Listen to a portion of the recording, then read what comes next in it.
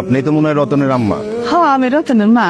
রতন কনস্ট্রাকশনের কাজে বিদেশে 14 তলা থেকে পড়ে ওর দেহ ছিন্ন ভিন্ন হয়ে গেছে।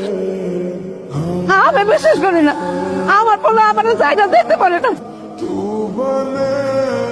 রতনের ডেড বডি পচে এমন গন্ধ হয়েছে, আসলে আমাদের আর থাকা সম্ভব হচ্ছে না। বিচ্ছির একটা গন্ধ, আমি আর এক মুহূর্তে বাড়িতে থাকতে পারবো না। আমি আমার বাপের বাড়ি যেতেছি। আপনার ছেলে লাশের গন্ধ তো আমি এই বাড়িতে থাকতেই পারতেছি না। বাবা, তুমি এতটা সত্যবান? আমার পোলা শুধুমাত্র তোমার সুখের কথা চিন্তা করে বিদেশ গেছিল, আর তার লাশের গন্ধ সহ্য করতে না পারা তুমি বাড়ি ছেড়ে চলে যাইতেছো। হ্যালো আব্বা, আমার ওই টাকার মেশিনটা পয়সা নষ্ট হয়ে গেছে, এখন দুর্গন্ধ ছড়াইতেছে। তোমার জামাই বিদেশে কয়দিন আগে মারা গেছে। গ্রামবাসী বলাবলি করতেছিল ক্লাসের গন্ধে নাকি তোমাকে বাড়ির আশেপাশে যাইতে পারতেছেন।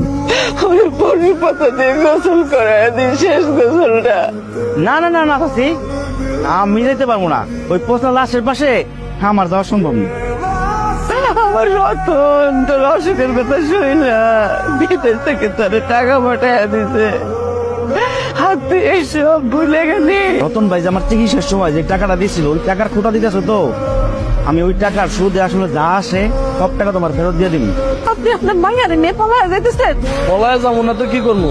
আপনার পোলার পাশাপাশি কি আমার মাইয়াটারও মাইরা ফেলামো? আমার ছেলে মরে গেছে, তার মানে পয়সা গেছে। এতদিন যে টাকার মাসিটা ছিল, এখন আর তার কোনো প্রয়োজন নেই। আব্বা, আমার বাবা তো মারা গেছে অনেক দিনই হইল।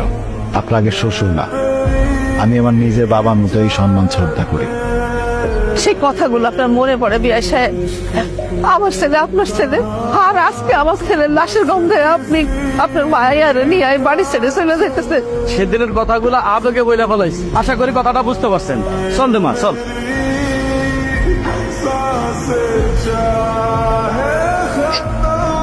আসসালামু আলাইকুম। আপনি? আমি আপনাকে পাশের উপজেলার একটা মসজিদের ইমাম হুজুর। আপনাকে বাড়িতে কে মারা গেছে? আমার ছেলে মারা গেছে। আপনার ছেলেটা বিদেশ থাকে? আমার সেই ছেলেটাই মারা গেছে ইমাম সাহেব। ওর লাশের গন্ধে ওর বন্ধু বান্ধব, আত্মীয় স্বজন, গ্রামের মানুষ সবাই চলে গেছে, এমনকি তার বউ পর্যন্ত চলে গেছে। আমি তো কোনো পচা গন্ধ পাইতেছি না, আমি পাইতেছি সুগন্ধ। আর এরকম সুগন্ধ আমি আমার জীবনে কোনোদিন পাই নাই, বিশ্বাস করেন। আপনার ছেলের লাশের থেকে কোনো দুর্গন্ধ বাইরিতেছে না। এই ইমাম সাহেব আসার পর লাশের ভেতর থেকে একটা সুগন্ধ বের হইতেছে। তো ইমাম সাহেব, আপনি কি আগে থেকে আমার ছেলেরে চিনতেন? আপনার ছেলের আমি আগে থেকেই চিনতাম। আর আপনার ছেলে বিদেশ যাওয়ার পরে আপনার ছেলের সাথে আমার নিয়মিত কথা হইত। বিদেশ যাওয়ার জন্য এতগুলো টাকা হারাই ফেলাই না। আরে, এটা তো আমার ব্যাগ, আপনি কোথায় পেলে?